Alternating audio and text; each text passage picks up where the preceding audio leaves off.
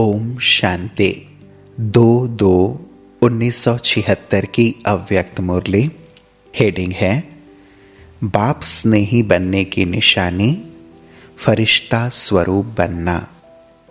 फरिश्तेपन की योग्यताएं भरने वाले सर्व गुणों के भंडार शिव बाबा वत्सों से बोले, सदा अपना फ्यूचर सामने रहता है। जितना निमित्त बनी हुई आत्माएं अपने फ्यूचर को सदा सामने रखेंगे, उतना अन्य आत्माओं को भी अपना फ्यूचर बनाने की प्रेरणा दे सकेंगे। अपना फ्यूचर स्पष्ट नहीं तो दूसरों को भी स्पष्ट बनाने का रास्ता नहीं बता सकेंगे। अपना फ्यूचर स्पष्ट है, महाराजा या महारानी जो भी बने, लेकिन उससे पहले अपना भविष्य फरिश्तेपन का, कर्मातीत अवस्था का वह सामने स्पष्ट आता है। ऐसा अनुभव होता है कि मैं हर कल्प में फरिश्ते स्वरूप में ये पाठ बजा चुकी हूं और अभी बजाना है। वो झलक सामने आती है। जैसे दर्पण में अपने स्वरूप की झलक देखते हो, ऐसे नॉलेज के दर्पण में अपने पुरुषार्थ से फरिश्तेपन की झलक स्पष्ट दिखाई देती है। जब तक फरिश्तेपन की झलक स्पष्ट दिखाई नहीं देगी, तब तक भविष्य भी स्पष्ट नहीं होगा। यह संकल्प आता ही रहेगा कि शायद मैं ये बनूं या वो बनूं, लेकिन फरिश्तेपन की झलक स्पष्ट दिखाई देगी तो वह भी स्पष्ट दिखाई देगी। तो वह दिखाई देता है या अभी घूंघट में है। जैसे चित्र का अनावरण कराते हो तो अपने फरिश्ते स्वरूप का अनावरण कब करेंगे? आपे ही करेंगे या चीफ गेस्ट को बुलाएंगे? यह पुरुषार्थ की कमजोरी का पर्दा हटाओ तो स्पष्ट फरिश्ता रूप हो जाएगा। अभी तो चलते फिरते ऐसे अनुभव होना चाहिए जैसे साकार को देखा। चलते फिरते या तो फरिश्ते रूप का या भविष्य रूप का अनुभव होता था, तभी तो औरों को भी होता था। मैं टीचर हूं, मैं सेवाधारी हूं, यह तो जैसा समय वैसा स्वरूप हो जाता है। अब स्वयं को फरिश्ते रूप में अनुभव करो तो साक्षात्कार होगा। साक्षात्कार का रूप कौन सा है?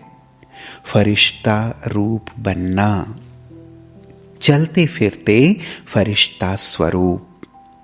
अगर साक्षात फरिश्ते नहीं बनेंगे तो साक्षात्कार कैसे करा सकेंगे? तो टीचर्स के लिए अब विशेष पुरुषार्थ कौन सा है? यही कि फरिश्ता इस साकार सृष्टि पर आया हूं सेवा अर्थ। फरिश्ते प्रकट होते हैं फिर समा जाते हैं। फरिश्ते सदा इस साकारी सृष्टि पर ठहरते नहीं, कर्म किया और गायब। तो जब ऐसे फरिश्ते होंगे तो इस देह और देह के संबंध व पुरानी दुनिया में पांव नहीं टिकेगा। जब कहते हो कि हम बाप के स्नेही हैं, तो बाप सूक्ष्म वतनवासी और आप सारा दिन स्थूल वतनवासी, तो स्नेही कैसे? तो सूक्ष्म वतनवासी फरिश्ते बनो। सर्व आकर्षणों या लगावों के रिश्ते और रास्ते बंद करो तो कहेंगे कि बाप स्नेही हो। यहां होते हुए भी जैसे कि नहीं है। यह है लास्ट स्टेज। विशेष सेवार्थ निमित्त हो तो पुरुषार्थ में भी विशेष होना चाहिए। जब दूसरों को चलते फिरते यह अनुभव होगा कि आप लोग फरिश्ते हैं, तो दूसरे भी प्रेरणा ले सकेंगे। अगर साकार सृष्टि की स्मृति से परे हो जाओ तो जो छोटी छोटी बातों में टाइम वेस्ट करते हो वह नहीं होगा। तो अब हाई जंप लगाओ साकार सृष्टि से एकदम फरिश्तों की दुनिया में। फरिश्ता स्वरूप इसको कहते हैं हाई जंप। तो छोटी छोटी बातें शोभेंगी नहीं।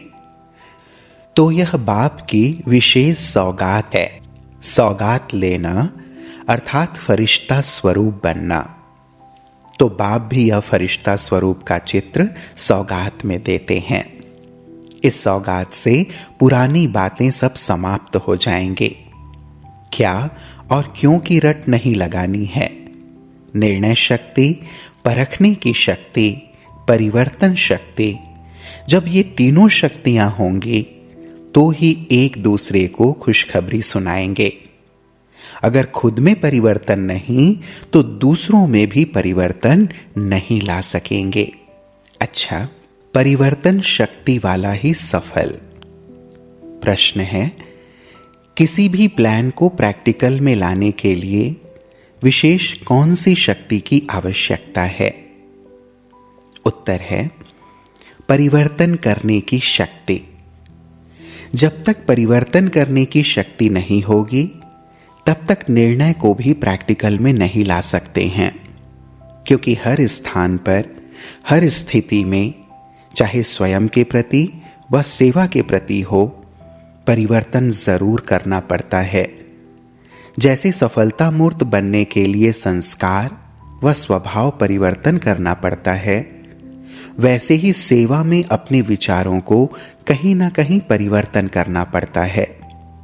परिवर्तन शक्ति वाला कैसी भी परिस्थिति में सफल हो जाता है, क्योंकि वह बहुरूपी होता है।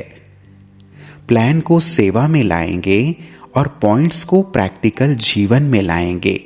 ये दोनों के लिए परिवर्तन करने की शक्ति चाहिए। नॉलेजफुल होने के नाते यह तो निर्णय कर लेते हैं कि ये होना चाहिए, लेकिन परिवर्तन नहीं होता है। इसका कारण है परिवर्तन शक्ति की कमी। जिसमें परिवर्तन शक्ति है वे सर्व के स्नेही होंगे और सदा सफल भी होंगे। संकल्प में दृढ़ता लाने से प्रत्यक्ष फल निकल आता है। परिवर्तन करके सफल बनना ही है, यह है दृढ़ संकल्प। सफलता मूर्तों का आह्वान कर रही है कि सफलता मूर्त आवें तो मैं उनके गले की माला बनूं। अच्छा, ओम शांति।